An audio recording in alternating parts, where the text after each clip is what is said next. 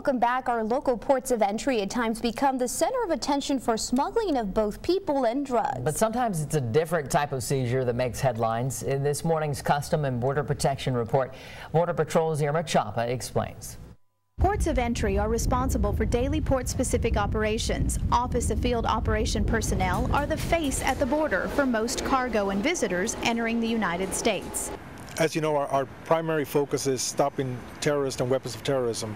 As we're doing our inspections, we come across different kinds of seizures, different kinds of commodities that people are trying to introduce into the country or out of the country that are contrary to law.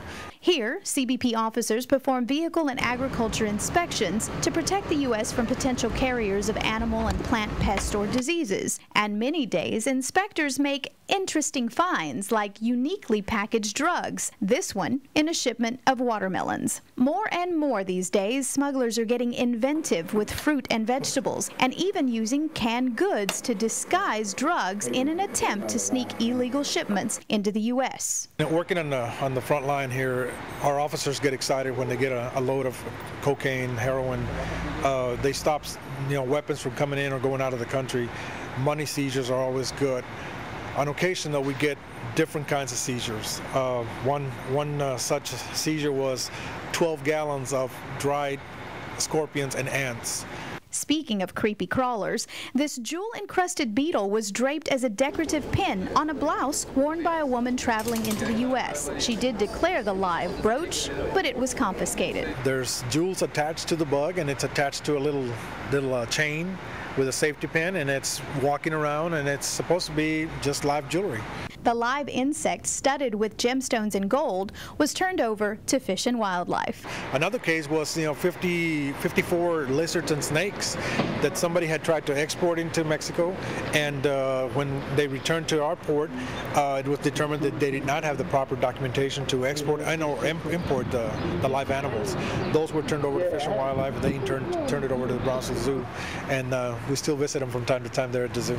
Many people don't realize you need special permits to import live and dead animals, and such was the case with this polar bear rug. Never a dull moment at our ports of entry. Reporting for CBP from Border Patrol Sector Headquarters in Edinburgh and Action 4 News, I'm Irma Chapa. All right, and we have the man himself. You just saw him in that piece, Mr. Eddie Bettis. How are you this morning? Doing well. Thanks for joining us. Thank you for having us. You know, a lot of people do a lot of crazy things, but criminals, they just take the cake sometimes. Smuggling things like the beetle with the jewels on that, how crazy was that story? It was different. It was a different kind of story. A live brooch, a live beetle, with jewels on it. It was just different. And you know what? You guys did confiscated something very recently, some religious statues, and I think we had those pictures up there.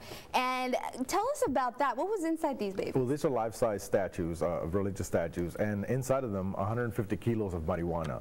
So they'll try just about anything to get their narcotics and or animals, live animals or dead animals into the country. Right. And you said that apparently, I mean, this is just crazy. I think that they really, if they put that much thought into, crimes, you would think that they'd use it for positivity here. But we even have lizards and snakes and the whole thing, the whole zoo, I think they use. If you can imagine it, they'll try to bring it into the country. If they'll hide it in the walls of cars, live chickens, live goats, different things into the country. And sometimes it's strange, but our officers do such a good job, and they give it their all. So it's a good day. Yeah, and sadly, guys, the beetle died. Didn't make it through. The beetle didn't make it, but the lizards and snakes are still doing well. And I like what you said in the piece. You said that you still visit them from time to time. Well, yes, from time to time we'll go to the zoo and see our confiscated animals. Yeah, exactly, your evidence. Yes. Anything else you want to talk about? I mean, obviously you guys are very prepared when people are crossing through the border. What exactly do you do to make sure that you're checking every vehicle crossing the border? Well, we can't really check every single vehicle 100%, but we do check documents on everybody that's coming into the country, and our officers are always looking for different areas that people might be trying to hide something. If they've thought about it, we've thought of it, and we'll find it almost every time. Is there any red flags that you guys are already kind of used to? If there's anything that they're doing, any suspicious behavior, obviously, any red flags? There's a lot of training that goes into it. Our officers are constantly training. We work very closely with our brothers in green, our brothers in tan, Air Marine, and Border Patrol. We're all working together to get this country as safe as we can. All right, thank you so much for joining us this morning, Eddie. Thanks a lot.